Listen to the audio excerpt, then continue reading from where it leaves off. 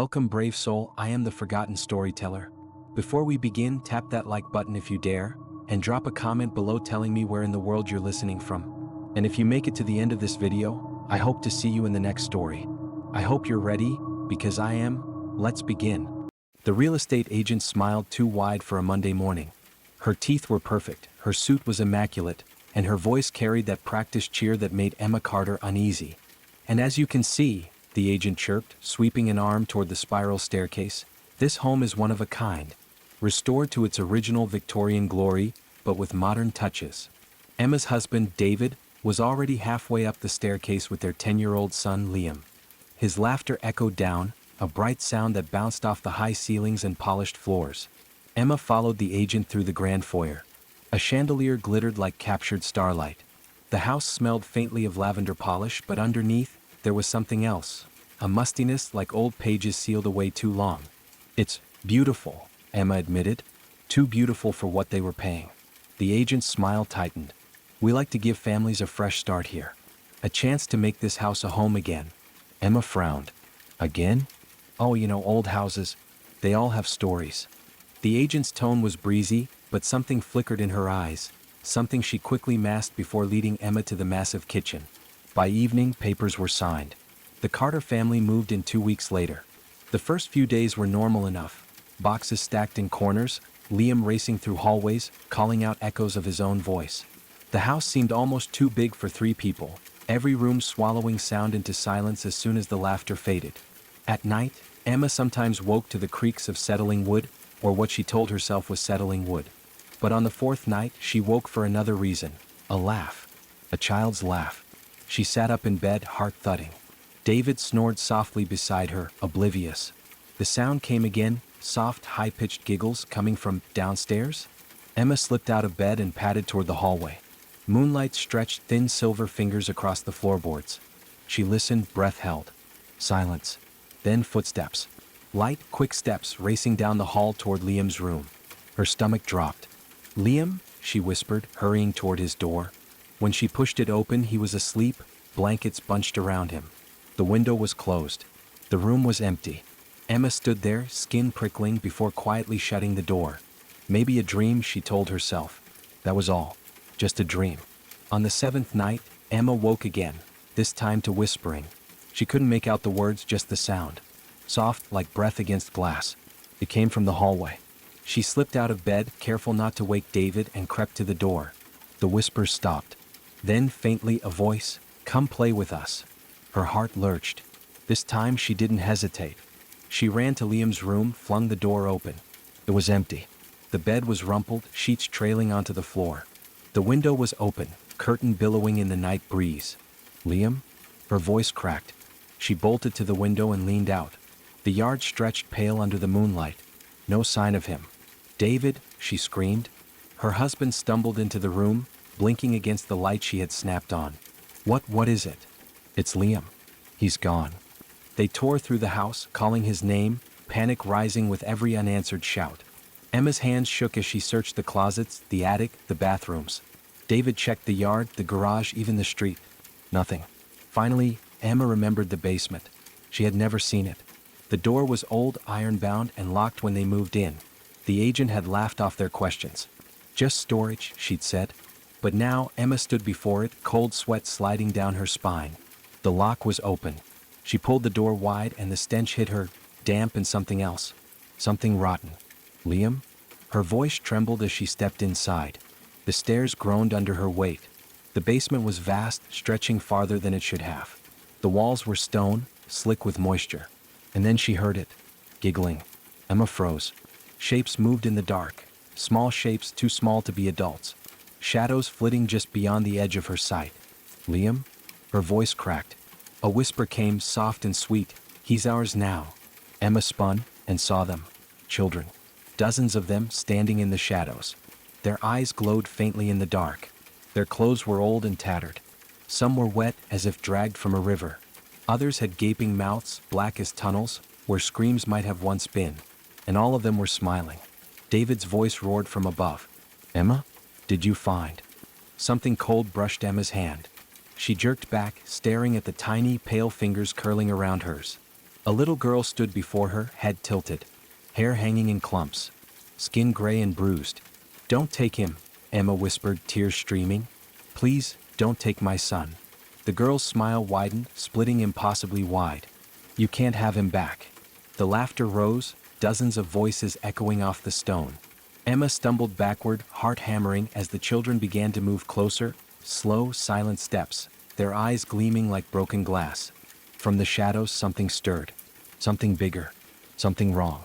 And then she saw it, the idol, carved from black stone, looming in the corner. Its face was a hollow void, arms outstretched as if to embrace. Around its base, bones lay piled like offerings. At its feet, a small blue sneaker. Liam's sneaker. Emma screamed, "Give me back my son." Emma stumbled backward, her throat raw from screaming. The cold fingers slipped from her hand as she turned and bolted up the stairs, heart pounding so loud it drowned out the whispers chasing her. She nearly collided with David, who grabbed her shoulders with a grip so tight it hurt. "Where's Liam?" His voice was ragged, eyes wide. They have him," Emma gasped, pointing down the dark stairwell. "The children, David, they're down there." David blinked, confusion twisting into anger. "What the hell are you talking about?" "I saw them. Dead children, David. They said, he's theirs now." Her words tumbled out, choking on sobs. He stared at her, pale and trembling. For a moment, Emma thought he didn't believe her. Then a sound drifted up from the basement. Laughter. Soft and sweet. Dozens of voices, echoing in harmony. David's face drained of color. What is that?" he whispered. Emma grabbed his arm. "We have to get him. Now." Together, they turned back toward the basement steps, only to see the door slam shut on its own, the iron latch snapping back into place with a metallic clang. Emma screamed and rushed forward, clawing at the handle. It didn't budge.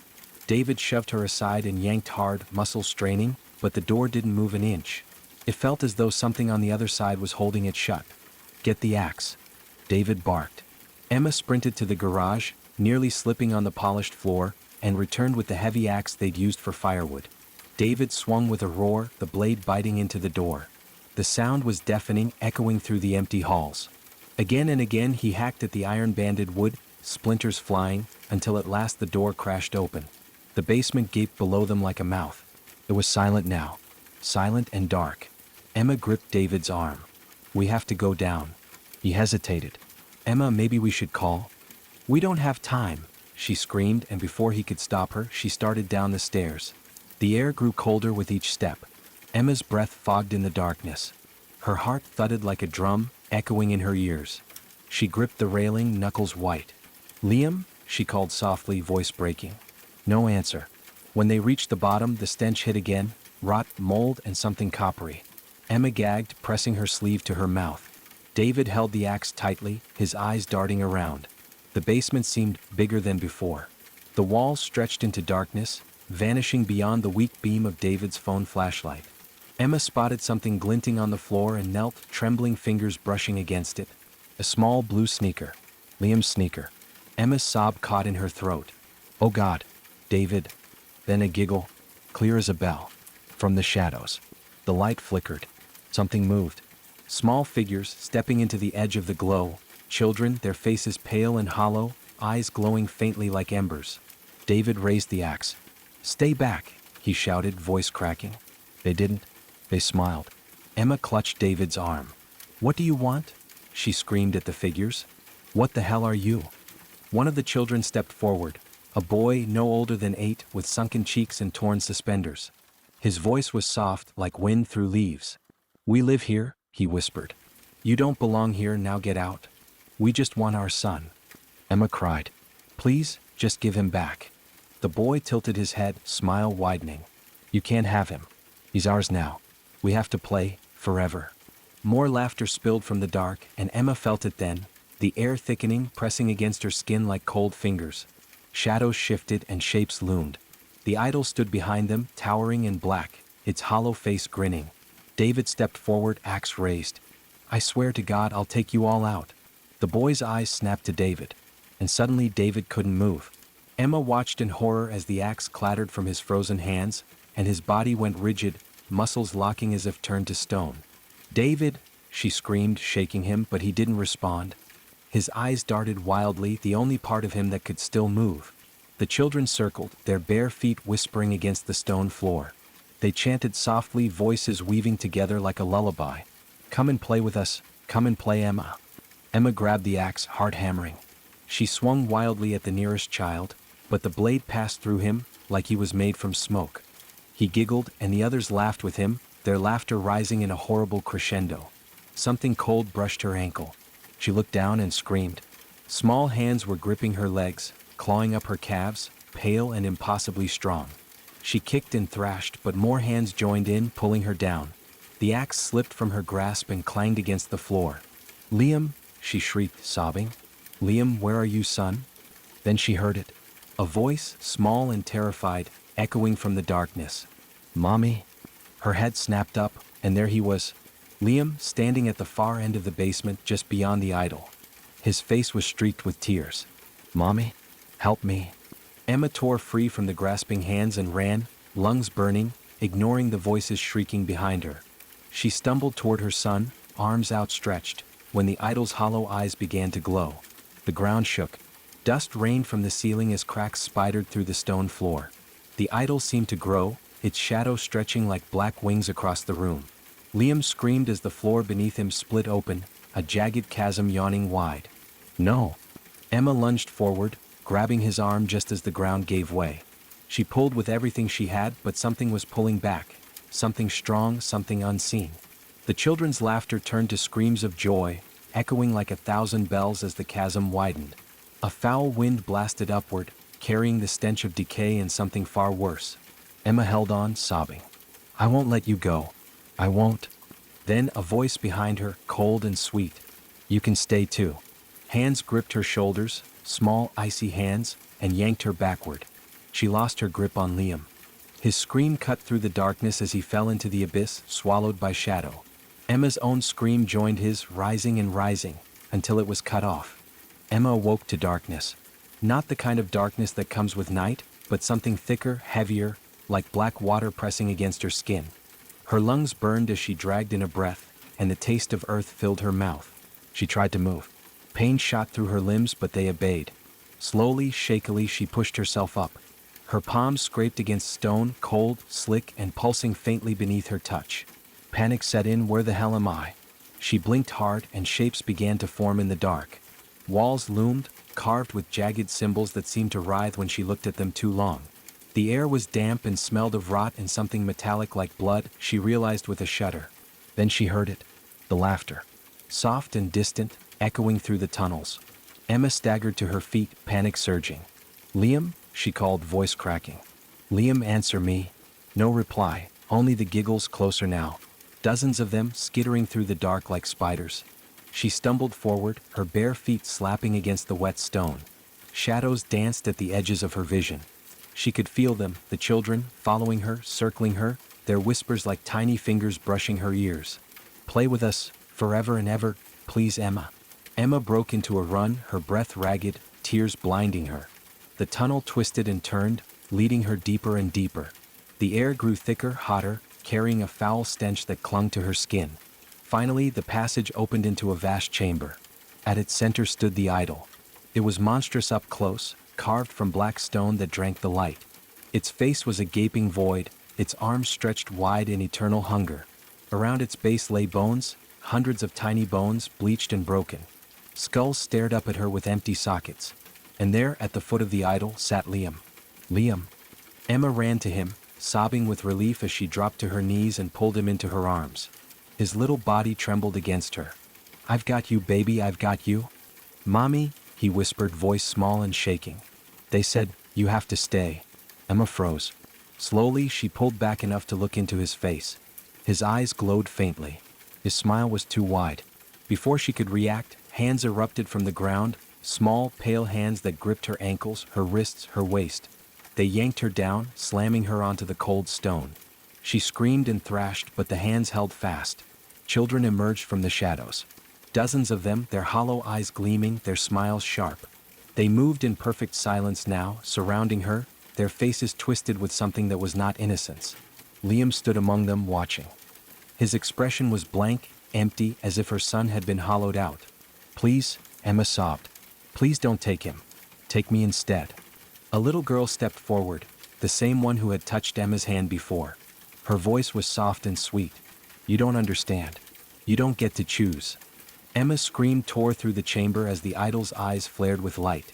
The stone beneath her split, opening into a black pit that swallowed sound. The children chanted now, their voices rising in a terrible hymn. Forever and ever. Forever and ever. The hands dragged Emma downward. She clawed at the stone, nails ripping bloody, but it was useless. The darkness swallowed her whole. When David woke, the house was silent. He was lying on the foyer floor, the axe beside him. His head throbbed, and for a moment he couldn't remember why. Then it came back. The basement, the laughter, Emma screaming. Emma? His voice cracked as he staggered to his feet. Liam? No answer. He ran through the house, tearing open doors, screaming their names. The house was empty. Then he saw it, the basement door. Wide open. David stared into the yawning darkness. His stomach twisted. Every instinct screamed at him to run, to get out, to never look back. But his family was down there. He took one step toward the stairs, and froze. Footsteps. Light, quick footsteps coming up from the basement. The sound of giggles floated through the air. Then he saw them, small figures climbing the stairs. Children, dozens of them, their faces pale and eyes glowing faintly. At the front was Liam. David's breath hitched. Son? Liam smiled. Daddy, he whispered. Come play with us. The other children giggled, their voices like broken music boxes. They moved as one, spreading across the foyer, blocking every exit. Their laughter grew louder, drowning out David's frantic sobs. And then the door slammed shut. 3 months later, the mansion stood silent under a pale winter sun. A shiny new for sale sign gleamed on the front lawn. The real estate agent smiled too wide for a Thursday afternoon as she unlocked the front door for the young couple behind her. This home, she chirped, is one of a kind, restored to its original Victorian glory. The couple followed her inside, eyes wide with awe. Neither of them noticed the faint sound of laughter drifting from somewhere deep in the house. From the basement, Liam asked one of the children why they liked to take people. They answered, "We like it when new people come. They always smell different, like soap and sunlight and things we can't remember anymore. The man who lived here before you came smelled like firewood. The woman smelled like flowers. The little boy smelled like candy. Sweet candy. We like the little ones best. When they scream, it sounds like the night the fire started. Like the night we couldn't leave. Like the night he told us we were special, that we would live forever if we stayed quiet. He lied. But we do live forever now. He burned us all, every one of us, and when it was over, we didn't go away. We stayed here in the dark. And we waited. We waited for someone to play with. The boy cried a lot at first. They always do. But they stop after a while. They always stop. We teach them the games. We teach them the song. Forever and ever. Forever and ever. He knows the words now. He smiles when he sings. And soon there will be more. We heard the door open upstairs today. More voices. More feet on the stairs. We're so excited. Because when the clock strikes midnight, they'll hear us laughing. And they'll come looking. They always do. And when they do, we'll show them the games. And then they'll stay forever. Just like you did. Let us know in the comments, if you were David, would you have gone back to the basement? Ready for spine-chilling tales that will haunt your thoughts? Subscribe to Forgotten Storyteller for eerie narrations, unsettling mysteries, and haunting stories you won't forget. Hit the bell icon so you never miss a story, because some stories refuse to stay buried. Join us, if you dare.